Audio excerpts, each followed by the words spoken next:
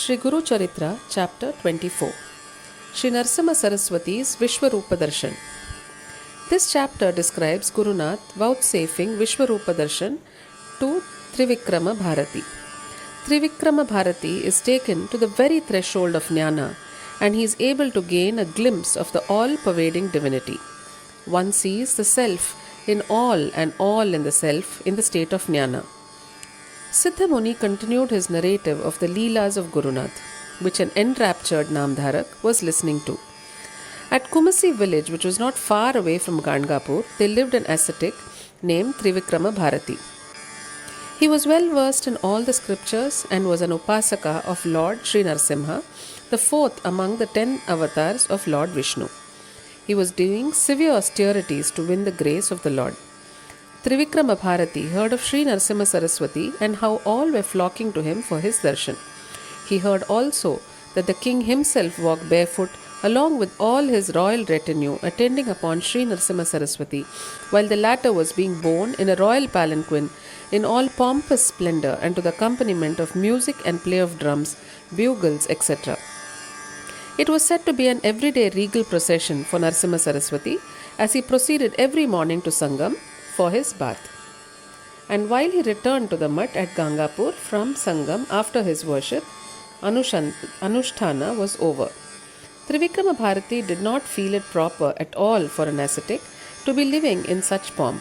He thought that all this was certainly not befitting a true and genuine sannyasi, and Narasimha Saraswati must have beguiled the king through hypnotism or by some other dubious means. He began speaking derogatorily about Gurunath. Whatever be the happenings anywhere, whichever be the thoughts passing in anybody's mind, however far away the person may be, nothing ever escapes the notice of the omniscient and omnipresent Gurunath. How can anything escape his notice when he indeed is the inner resident, Antaryamin, in the hearts of all beings and the witness of all happenings? He pitied Trivikrama Bharati for the wrong and erroneous notions he was holding and wanted to correct him and teach him the truth. He was himself like the lotus which, though resting in water, yet remains unwetted by it. The worldly paraphernalia, etc. around him had least attraction for him. He just let his devotees to have their way, just for their joy, pleasure and satisfaction. In his true nature, he is the supreme renunciate, Lord Shiva himself. He wanted to reveal his true nature, Swaswarupa, to Trivikrama Bharati. Gurunath set out in a palanquin with the usual pomp and paraphernalia towards Kumasi village.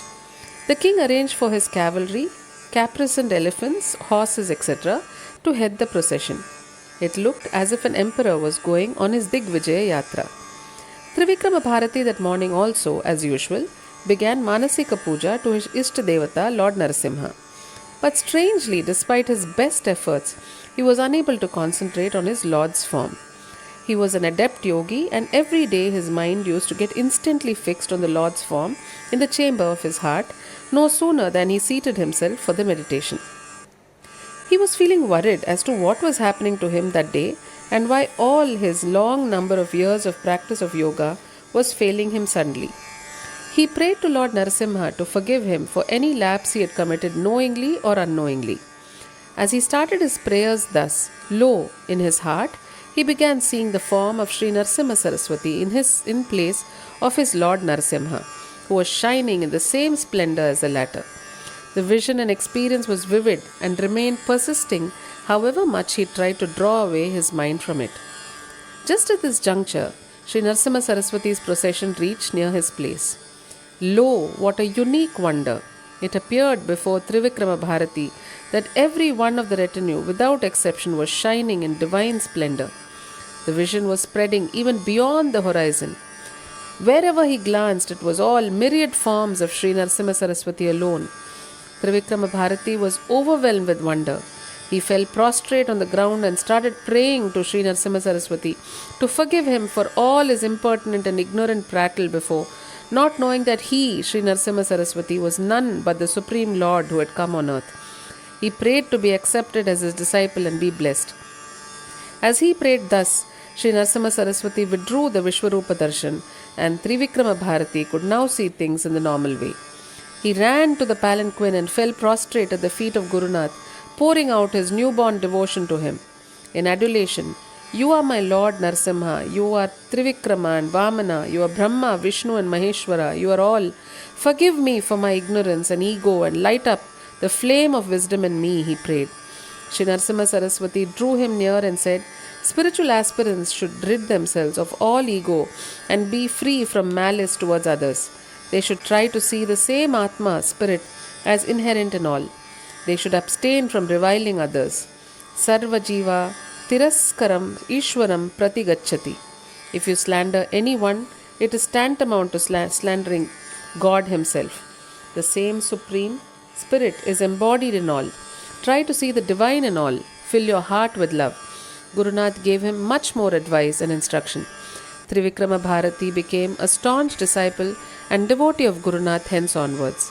Thus ends the 24th chapter of Sri Guru Charitra, describing the Guru's Vishwarupa Darshan to Trivikrama Bharati.